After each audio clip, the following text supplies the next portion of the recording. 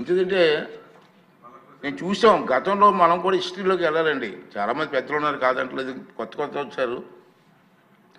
ఉమ్మడి రాష్ట్రంలో గౌతి లచ్చన్న గారని మీరు ఇప్పుడు పేరు విన్నారండి? అందరికీ స్వతంత్ర సమరయోధులు అతను. ఇప్పుడు శిరీష తాతగారే, మన ఎమ్మెల్యే గారి తాతగారు. మా తాతయ్య గారు గౌతి లచ్చన్న గారి శిష్యులు. ఆ స్వతంత్ర పార్టీ నక్షత్రం గుర్తు ఆ పార్టీలో మా తాతయ్య గారు 4 టైమ్స్ ఎమ్మెల్యే గెలిచారు వారి నాయకత్వంలో.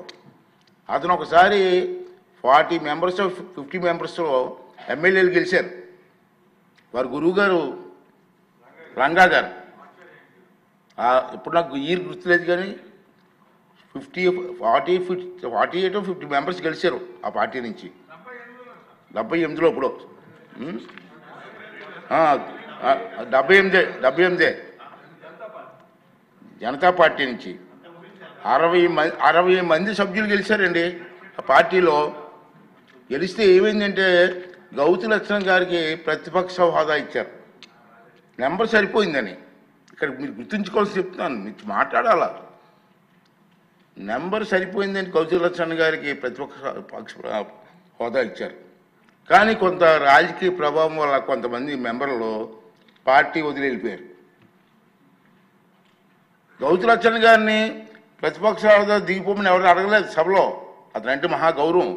కానీ గౌతి లచ్చన్న గారు ఒక రోజు సభకు వచ్చి నా సభ్యులు నన్ను వదిలేసి వెళ్ళిపోయారు కొంతమంది, నేను ప్రతిపక్షంలో హోదాలో ఉండే అర్హత నాకు లేదు, నేను రాజీనామా ఇచ్చి వెళ్ళిపోతానని వెళ్ళిపోయారు.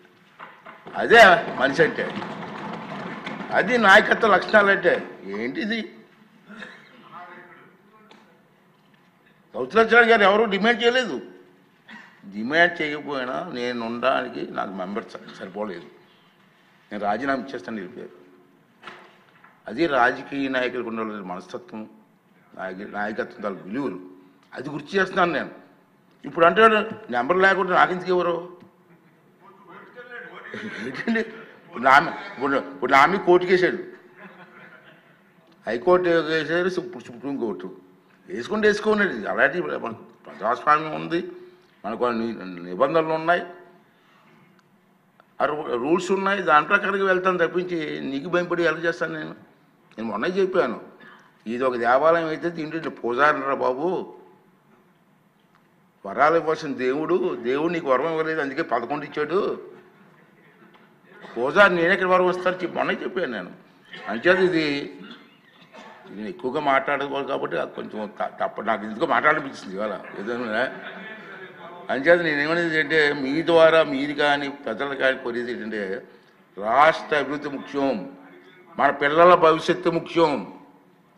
దానికోసం అందరూ కలిసి పనిచేయాలి తప్పించి ఇటువంటి దుర్మార్గాలు చేయడం మంచిది కాదు.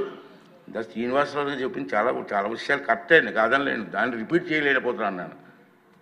అది నువ్వు అన్న డైలాగ్స్ కొన్ని తప్పట్లు కొట్టాలి, మేము కొట్టలేకపోతున్నాం, ఇది బాధ.